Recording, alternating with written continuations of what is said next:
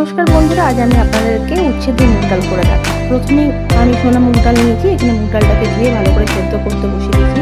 অন্যদিকে উচ্ছেগুলোকে গোল গোল করে কেটে গরম তেলের মধ্যে আমি ছেড়ে দিলাম। অন্যদিকে আমি একটু আদা, একটা কাঁচা লঙ্কা পেস্ট করে দিয়েছি। এদিকে আমার উচ্ছেটিও বেশ ভালো করে ভাজা হয়ে গেছে। উচ্ছেগুলোকে তুলে রাখলাম। ওই গরম তেলের মধ্যে একটা তেজপাতা, শুকনো লঙ্কা, রাঁধুনি, মেথি ফোড়ন দিয়ে বেটে রাখা আদা বাটাটাকে দিয়ে দিলাম। সামান্য হলুদ দিলাম। নাড়াচাড়া করে হালকা ভাজা ভাজা করে সেদ্ধ করে রাখা ডালটা আমি এই ফোড়নের মধ্যে দিয়ে দিলাম। ডালটা যেই ফোড়া শুরু হলো, আমি আধা চামচ চিনি, ভেজে রাখা করলাগুলোকেও দিলাম। ডালটাকে হালকা ফুটিয়ে নামাবার আগে গ্যাসের ফ্লেমটি বন্ধ করে আমি 1 চামচ ঘি দিয়ে আমি নামিয়ে ফেললাম। এরকম করে রান্নাটি আপনারাও করে দেখবেন। ডালটা খেতে ভীষণ ভালো লাগে।